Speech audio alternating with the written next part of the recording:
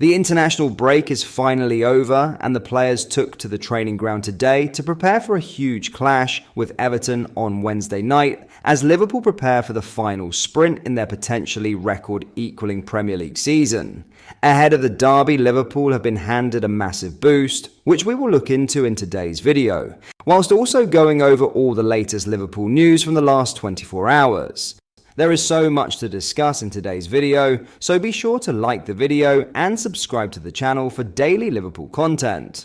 But first, Milos Kerkez is the most prominent name readily linked with a move to Liverpool so far, and Bournemouth have reportedly set their price for the left back. The highly rated 21-year-old, who has 3 years left on his current deal, has quickly emerged as a leading transfer candidate, with Liverpool recently described as having sped up their pursuit due to growing interest. And the Times' Gary Jacob now reports that the Cherries have put a price tag of £45 million on the left back and are only interested in a straight cash deal. Having potentially been in the market for Chairman Kelleher, there were suggestions Liverpool could look to include a player in any deal, but Bournemouth would not be interested. Ben Doak had also been mooted as a possible candidate in any deal Liverpool could strike with Bournemouth for Antoine Semenyo, but their intent this summer appears clear. The Cherries are not in a position where they need to sell this summer, but their chairman, Bill Foley, has already explained the club will not stop a player from seizing an opportunity.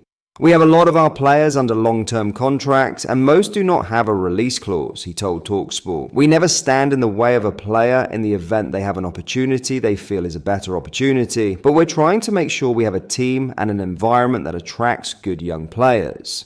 Kerkez's price tag is significantly higher than what Liverpool have paid for a fullback in recent history, with Andy Robertson signed for only £8 million and Kostas Tsimikas just £11.75 million. Richard Hughes will have to ask himself if they can afford to be frugal, but Kerkez's age, experience and potential suggest he would prove value for money. As per the iPaper, Liverpool have made initial contact with Bournemouth and reached out to the 21-year-old's representatives ahead of a potential summer move. They also state that one source characterized Liverpool's work on Kerkez as meticulous and proper due diligence, which is expected considering the price tag. And Kerkez, who has over 160 senior appearances for club and country, recently discussed his future amid growing speculation over a move in the coming months. "As a kid, you dream to play at the highest level, win the trophies, be on the best teams," Kerkez said. "These are the things that my agent is on, my dad is on. It is not something that they occupy me with because the season is still going, so there's no point to talk about anything. And then, like I say, when someone comes in for you, you never know what's going to happen or where you're going to end up. In the summer, we will see what happens." Now, in a huge boost ahead of the Merseyside derby, Joe Gomez has missed the last 9 games with a reoccurrence of a hamstring injury, but he has taken a notable step forward in his recovery after being spotted at the AXA on Monday. The centre-back had finally got his chance under Arne Slot when the first hamstring injury stuck in late December, forcing Gomez to be sidelined for the next 8 games. He then made his starting return at Plymouth in the FA Cup in February, only to quickly pull up and require surgery on the same issue that he has yet to mark his comeback from. Gomez has not been readily sighted since walking off the pitch at Plymouth, but Sky Sports' cameras caught him working on his individual programme on the outside pitches at the AXA on Monday. As Slot's 20-man outfield group started their warm-ups on return from the international break, Gomez could be seen by himself in the background. It is a notable and positive step forward for the 27-year-old, who will hope he can still have a role to play in the Premier League this season after featuring 9 times in the competition. Slot had hinted at a 3-month return timeline, which would take us up to early May, with Liverpool not likely to rush his return, having already witnessed a re-injury on his previous return. "We welcome the sight and hope he can join his teammates soon, as Tyler Morton has following surgery on his shoulder in February that had the potential to end his season." The midfielder was also given a mooted return timeline of 3 months, but he was working alongside the senior squad on Monday for the first time since the decision was made to correct his injury. The academy graduate has featured 5 times this season and is unlikely to be turned to by Slot, though he will hope otherwise if the Reds secure the title with games to spare.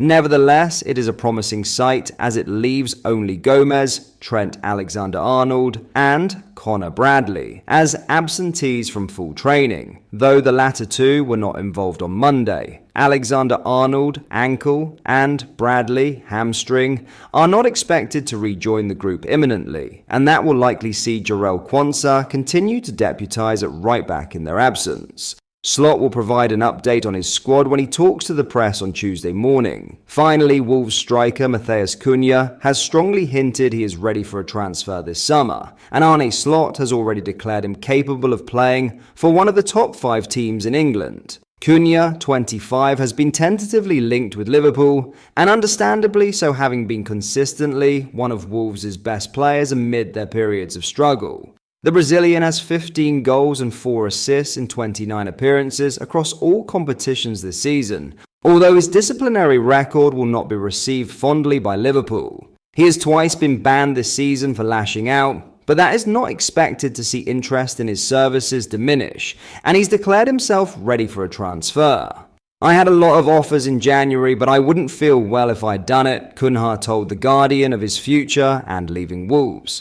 "Some things you can't control, but I couldn't leave the club in the middle of the season, in a difficult situation, in the relegation zone. Now we're close to achieving our goal of staying up, but I've made it clear that I need to take the next step. I want to fight for titles, for big things. I have potential." According to BBC Sport, the Brazilian has a £62.5 million release clause in his contract, active from this summer, and we expect Liverpool will be in the market for a player of his ilk. There have yet been any credible reports naming Cunha as an active target for Liverpool, but the club's recruitment team will certainly be keeping tabs on him and his situation. At Wolves, he typically plays behind the main striker, but as per FBref, he is ranked highly among forwards in Europe's top 5 leagues for progressive carries, 95th percentile. Progressive passes, 98th, successful take-ons, 98th, and interceptions, 99. Cunha shone at Anfield in Wolves' recent visit, scoring, leading the line impressively, and earning comparisons to Roberto Firmino, making him an intriguing prospect. Much will depend on what Liverpool decide for their existing forward options, including Diogo Jota, Luis Diaz, and Darwin Núñez, but we know Cunha has already captured Slot's attention. Speaking about Cunha in mid-February, Slot said, "Wolves are 17th. If you go to the Dutch league and you look at the number 17, there's no player that can play for Ajax, PSV, or Feyenoord.